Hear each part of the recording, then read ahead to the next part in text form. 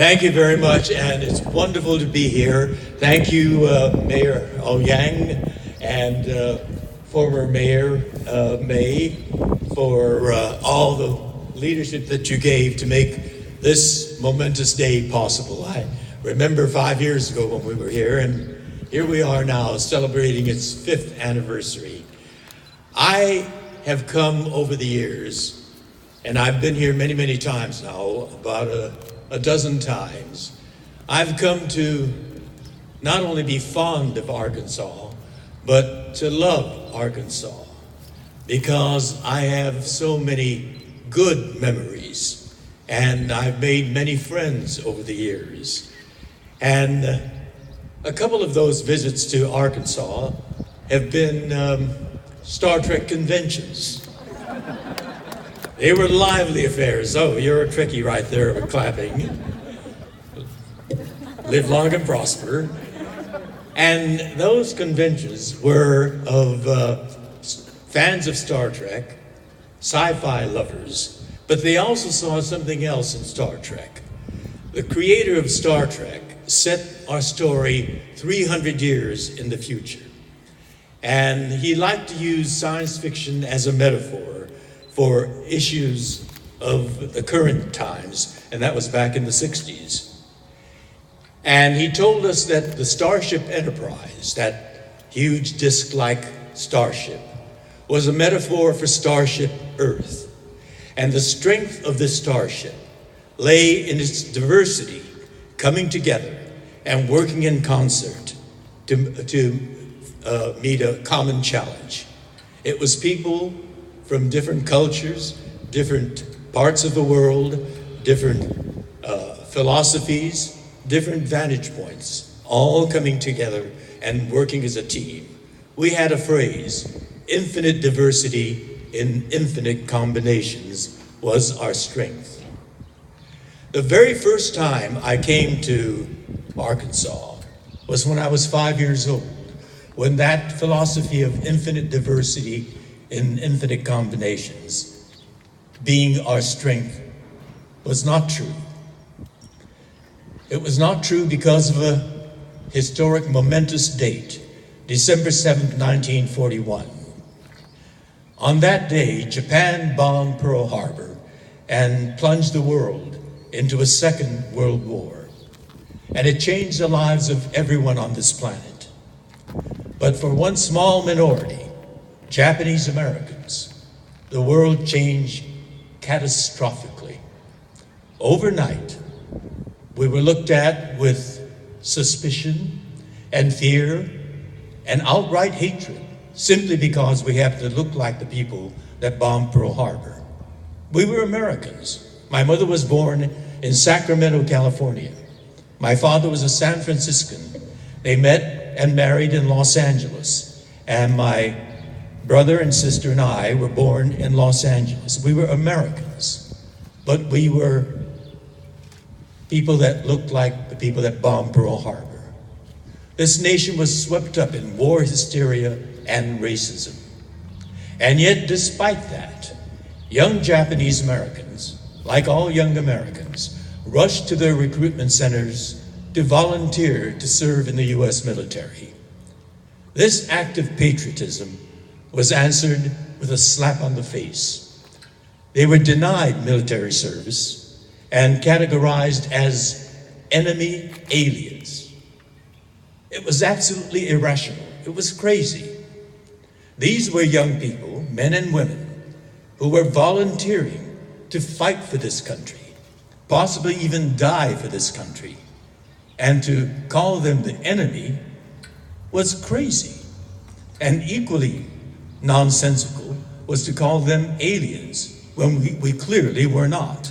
We were born here, raised here, educated here. We were Americans. The government went crazy with war hysteria. Then the curfew came down. All Japanese Americans had to be home by 7 p.m. and stay at home until 6 a.m. We were imprisoned in our homes at night. And then we discovered that our bank accounts were frozen. Our life savings was no longer accessible. We couldn't pay our mortgage. We couldn't even get a few dollars from our bank account to pay for daily living expenses. We were financially straitjacketed. And then on February 19th, 1942, the hysteria reached the presidency of the United States. President Franklin D. Roosevelt signed Executive Order 9066, which ordered all Japanese Americans on the West Coast to be summarily rounded up with no charges, no trial. The central pillar of our justice system, due process, simply disappeared. We were rounded up and imprisoned in 10 barbed wire prison camps, scattered all over the West and the South. Our family was rounded up and put on trains with armed guards at both ends of each car and transported 2/3 of the way across the country to the farthest east of all the camps, Rohr, Arkansas. On that trip, I asked my father where we were going. I said, "Daddy, where are we going?" And he said, because I was a 5-year-old child, he wanted to explain to me in words that I understood. He said, "We were going on a long vacation." And I said, "Well, to where?" And he said, "Arkansas." It sounded exotic to me. A vacation in a place called Arkansas. And I thought everybody went on vacations escorted by armed soldiers. I thought that was the norm. We 3 days and 2 nights, and we arrived at Rohr. I saw the barbed wire fence, but Daddy said we were going to a camp, and so I guess, they have barbed wire fences at camps. And there were people already there waving at us as the train rolled past the barbed wire fence. I still to this day remember that barbed wire fence. I also remember the sentry tower with the soldiers with rifles watching over us. I remember the searchlight that followed me when I made the night runs to the latrine. I thought it was nice that they lit the way for me to pee. It was a totally different reaction that my parents had. It was degrading, it was humiliating, and it was debasing. They hated it.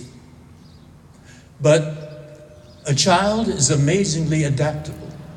What would have been grotesquely abnormal became my normality behind those barbed wire fences.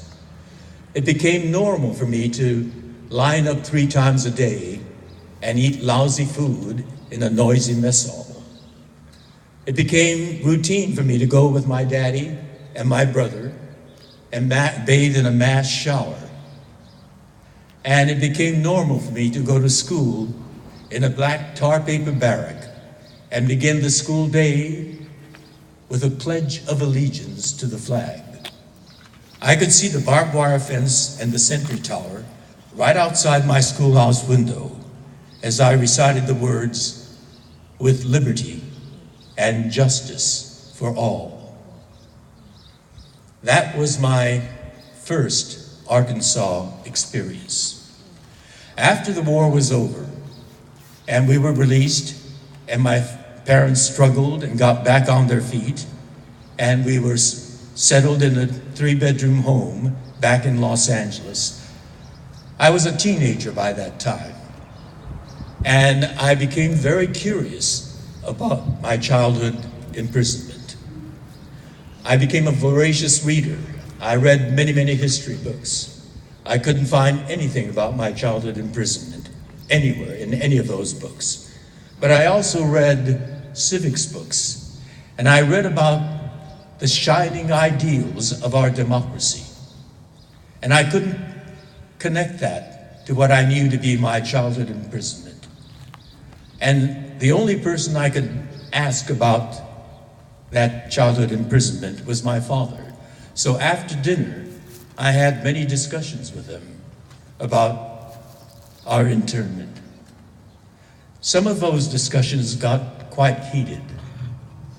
I said, "Daddy, that was wrong. I would have organized my friends and gone downtown to the Federal Building and protested." My father said, "Yeah, you probably would have done that. But think about it. I had to worry about you, your mother, your brother, and your sister. If I did what you said you'd do, and I went downtown, they were pointing guns at us. If something happened to me, what would happen to you and your mother and your brother and sister?" I understood that, but I said, "But Daddy, it's against American democracy." There is no one more arrogant than an idealistic teenager.